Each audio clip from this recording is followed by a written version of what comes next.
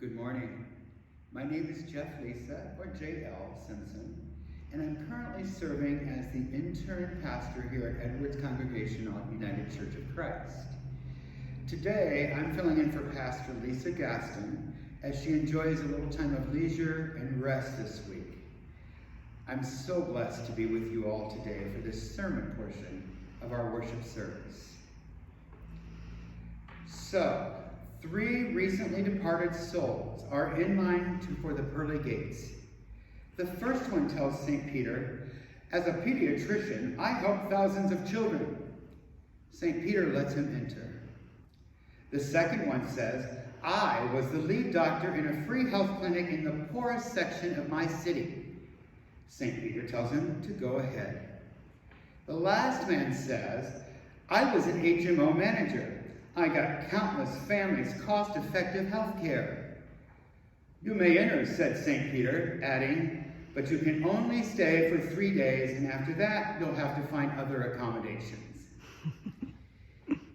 I love starting my sermons with a little comedy relief, but it's easy to see how relevant that joke is in our world today. It seems more and more that in today's society, money dictates how we survive in this world and how we view all that is around us, and even how we relate to each other as together we navigate through this journey we call life. But before we delve into how we might relate to all this money stuff, and better yet, how we might find a better sense of our spiritual relationship with money, let us go before God in prayer. Most holy, awesome God of many names and many currencies, may these words of my mouth and the meditations of my heart be pleasing and valuable unto you and your children. Amen. Open up. I must admit, when Pastor Lisa provided me with a theme for this month's liturgy, and then asked me to preach a sermon that aligns with the spirituality of money, I found myself at a loss. I mean, really, money as a spiritual component to our walk with God? That seemed to contradict everything I had ever heard and reflected upon in my life, in seminary, and especially what I see in our world today. But I love a good challenge, so I prayed about it, and as usual, my entire week was full of giant flashes of messages, conversations, and even another sermon I heard about faith and money. So here's a synopsis of all that I have discovered about how money can be tied directly to our healthy spiritual practices when we choose to walk with Jesus. First, the bad stuff. I've never been good with money, as the old saying goes. It seems I never seem to have enough money to do the things everyone else is doing, unless by some graceful act, someone is foolish enough to extend me credit. When that happens, inevitably my employer shuts down their business, or I'm sideswiped by a gang member being chased in a high-speed chase by police. And we all know gang members have the best insurance plans on their getaway cars. That's a true story, by the way. But I'm going to cut myself some slack here a bit as I dig deeper into those 2 reasons, or some might say excuses, why I've struggled with money. Let's start with the big picture. Our current system of capitalism in the United States, which is sadly intertwined with Christianity at various intersections, doesn't always value the things that are truly valuable. Theologian Carter Hayward writes, "During the last 2 centuries in the predominantly Christian West, the more self-absorbed impulses in Christian thought have merged in significant ways with the aims of the dominant economic system, which reaches far beyond the wildest dreams of common folk and wished to be able to make a living and earn a decent wage." What this means is that many of us are absorbed in how we may better the self while potentially neglecting ideas of righteousness, such as love, grace, and generosity. Perhaps we've misinterpreted the role of money and confused treasures in heaven by instead measuring our worth in God's eyes by how many treasures we have here on earth. Let's face it, we all have found ourselves envying the man with the beautiful wife or vice versa, the boat, the sports car, the luxury crossover in the garage, 2.5 kids with college funds, a healthy dog, the planned trip to Disney, and of course, the big screen TV with sound boosters. We wonder what he or she or they have done to be so successful. We may even say they are blessed. So indeed, our ideas of being God-blessed amidst a profit-driven economy are fueling the same self-absorbed ideology that somehow we are judged by our treasures on earth, as if God only blesses us with stuff, and those with the most stuff are God's favorites. And just how does that type of spiritual ideology manifest itself in our world?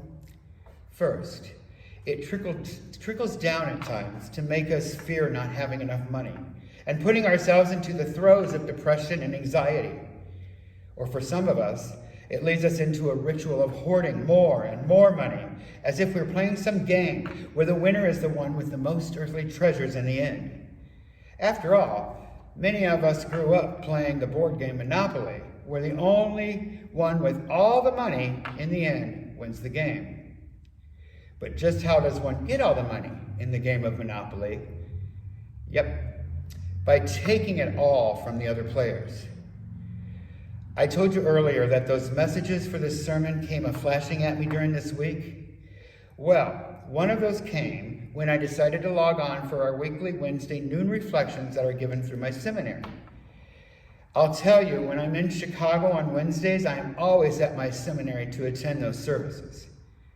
But when I'm not in Chicago, I have really good intentions to watch the streaming versions, or more recently during the pandemic, the Zoom cooperatives from home. But most often, I forget conveniently, if you know what I mean. But this past Wednesday, I decided to log on because one of my favorite professors was delivering the message. Unbeknownst to me ahead of time, the topic was faithful stewardship within a capitalistic society. I tell you, God does have a sense of humor, indeed. In that discussion, we heard about this unhealthy attachment to money on a systemic level and how that's been exposed during this pandemic. That darkness of which Jesus spoke about in our scripture today. During that session, we heard the story of how one Chicago pizza parlor laid off 5 of its workers in May, citing a shortage of business. When those drivers returned, there were only 4 drivers. You see, the real reason they were laid off was because one of the drivers had tested positive for COVID. And rather than incite alarm within the community and potentially suffer revenue losses, they thought it better to keep that under wraps. They didn't inform the other drivers of the possible exposure to COVID, and upon learning about the 5th driver's infection, they all got tested, and they all tested positive. The spread from those 4 drivers was mammoth and most likely contributed to the infections of hundreds and the deaths of others. And the 5th driver, he didn't return to work because he died in the 2-week layoff period. That story reminded me also of the executive order passed earlier this year, forcing low-wage meatpacking plant workers to return to work to close-quartered, unsafe conditions, despite the knowledge of hundreds of COVID-positive tests among those very workers. The desire to increase profits here led to the deaths of thousands of the essential workers by forcing them to produce meat, not necessarily essential to our diets, in unsafe working conditions. Work or be fired. These stories and how they relate to money and greed of business owners and leaders are exactly what Jesus meant when he said how terrible that darkness will be when we try to serve 2 masters. There is a reason Jesus spoke out against greed and the evils of misused money 44 times in the Gospels, way more than he spoke about the things some would focus upon as sin in our churches today. And throughout the Bible, we read things like, "For the love of money is the root of all kinds of evils. It is through this craving that some have wandered away from the faith and pierced themselves with many pangs." That's in 1 Timothy 6:10. In Hebrews 13:5, "Keep your life free from the love of money and be content with what you have, for he has said, 'I will never leave you nor forsake you.'" And finally in Proverbs 22:7, and one I know all too well, "The rich rules over the poor, and the borrower is the slave of the lender." So maybe this all means that we should just stay away from money. After all, it sounds like it's just plain evil. Well, that's kind of impossible now, isn't it? First, we need money to survive. And if it were that simple, my sermon would be over. But aside from that, we are talking about It's a Wonderful Life, a story that finds its entire theme in how one's life touches other lives. So there has to be some positive, valuable lesson here about money, correct?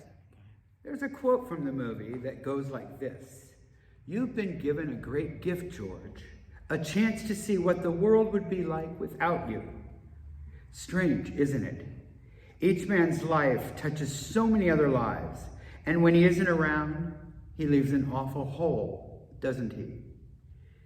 So when we dissect this quote and combine it with the notion that our gospel lesson is embedded in Jesus' Sermon on the Mount, a sermon that speaks to more good than it does bad, it becomes a foregone conclusion that somehow our heavenly treasures may be gained by how we are in relationship with money. Additionally, we should examine how our vision for our presence impacts this world based upon how we use our assets to build right relationships now and even when we depart this space. A couple weeks ago, I sat in on one of your council meetings, and I was awestruck when I heard your pastor speak of our spiritual connection to money. It took me a while at first to ascertain what she meant by that. But I think it has to do with how we spend our money, or how we react towards money. What is valuable in our minds, and how do we approach the lack or the excess of it? Do we fear? Do we hoard? Do we trust? Are the things we use it for corrupt? Are they perishable? Foolish? Those are some tough questions. I think of my own experience of going to seminary. I applied, I had the grades, I had the calling, I had the support, I had the desire. What I didn't have was the money. But I fought, I hesitated, I squawked, I cried. What would happen if I didn't answer God's call to ministry? So finally I decided to just do it. But I had to think, like George from the movie, would I even be missed if I didn't go? Well, I knew I would miss out if I did not go. And after spending a few years there, I have had some affirmations that yes, I would have been missed. I'm pretty well appreciated among the faculty there. Last year, I won a very significant award of recognition, being named a Castañeda Scholar. And most recently, I've been embarking upon constructing a new theological basis for a paradigmatic shift that could potentially benefit many, many Christians in our world. All these things are matters I could have not possibly known in the beginning and would have never known had I not planted that seed of trust. Of course, I still worry about how I'll ever pay off my student loans, but again, there's that thing about the courage and the intentional vision leading us through whenever we use our gifts for righteousness. Looking into ourselves is where the process begins, as we ask how we could affect the world for the good by offering our resources, our time, our talents, and yes, our money. With my vision, with your vision, and even those visions we cannot begin to see. And that brings me to my final point. What about those things on which we are encouraged to spend our money that we may never ever get to see, or that are so far off in the future, it's impossible to know the result of our fruitful giving? Perhaps this whole trust thing just doesn't jive with your financial planner mindset. After all, what's the payoff? Well, Jesus reminded us that where our heart is, there is our treasure. And it is much easier to understand our relationship with money when we can see how the tangible results of our spending relate to those righteous treasures of our heart. Things like the food we donate to the hungry, the candy we donate to the trunk or treater event. But what about the results that we cannot see? I remember a beloved and now departed minister friend of mine speaking about why he donated money to mission work and charitable causes. He would say, I donate to those causes because my money alone cannot meet the larger needs in our world. But when my donations supplement the donations of others, my money is able to go to the places I can't go. For example, my heart cries out at the possibility of extinction with some of our big cats in this world. You can ask my mother about my lifelong affection toward tigers, lions, cheetahs, panthers, leopards, etc. She knew had I ever gone missing at a zoo that most likely I'd wandered off to the big cat exhibits. Fortunately, she also knew not to let me wander off because I may have tried to give some tiger a big cuddly hug, and that would not turn out so well. But today, I know that I myself could not possibly save all my big kitty friends. But my annual donation to the World Wildlife Foundation will be effective when it joins all the other donations, and it can travel to India and Africa and hope to save my furry friends. But there is that other idea I mentioned concerning how our investments today may work toward a vision we have for the future, that perhaps we will not be even able to envision yet today. I want to share with you the story of Honi from the Jewish Talmud. Honi was known as the circle maker among the Jewish people for reasons too lengthy to explain here. But there's a story about Honi that involves a 70-year nap. It goes like this. One day, Honi was journeying on the road, and he saw a man planting a carob tree. He asked, how long does it take for this tree to bear fruit? The man replied, 70 years. Honi then further asked him, are you certain that you will live another 70 years? The man replied, I've found already grown carob trees in the world. As my forefathers planted those for me, so I too plant these for my children. Honi sat down to have a meal, and sleep overcame him. As he slept, the rocky formation enclosed upon him, which hid him from sight, and he slept for 70 years. When he awoke, he saw a man gathering the fruit of the carob tree. And Honi asked him, are you the man who planted the tree? The man replied, I am his grandson. Thereupon Honi exclaimed, it is clear that I have slept for 70 years. He then caught sight of his own mule, which had given birth to several generations of mules, and he returned home. There he inquired, is the son of Honi the circle drawer still alive? The people answered him, his son is no more, but his grandson is still living. Thereupon he said to them, I am Honi the circle drawer, but no one would believe it. You see, the lesson in that involves how Honi recognized the significance in planting the tree, not for himself, but for future generations.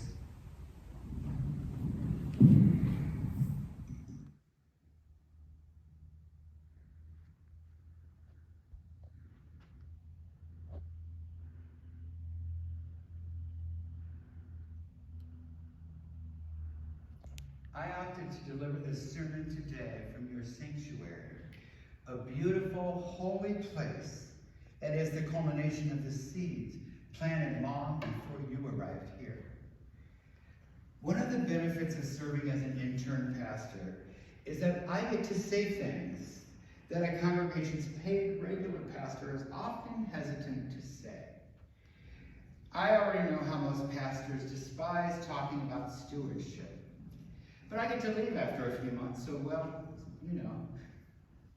Perhaps today, you're wondering why you should continue to make a monetary commitment to this community of faith if we can't even use this gorgeous facility during this time of pandemic. Perhaps you are one of those who are eager to restart services, simply out of the fear that people will cease their giving if they can't even come to church anymore. You're not alone. I hear it at my own home church. I hear it from other pastors in the community.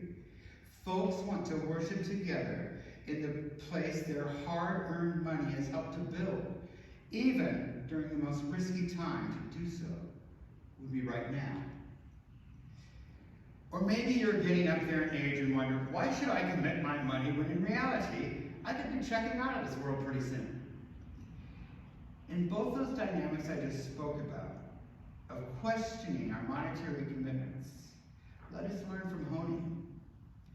If our treasures lie in the intent to offer Jesus' good news teachings to others, then it may not be others presently around us that are always the recipients. This church has a history of progressive ministries that have benefited this community even today. And likewise, the seeds we plant today will be reaped not only when we get the all clear to return to church, but even when you and I are long gone from this world. What we plant today will hopefully create a better place for LGBTQ Christians, immigrant Christians, racially diverse Christians, female Christians, all Christians of tomorrow, as we continue to build a diverse church that tears down the systemic structures of oppression now, tomorrow, next year, and so on and so on. Isn't that where our heart's treasures can be found? Not in a building that we use today, but in a community that endures forever. I want to leave you with another Jewish component to today's message. You're about to watch a music video of a Hebrew hymn called the Yahi Vate. Take time to listen, follow along with the English translation, and join me in working today to make tomorrow's work possible. Amen.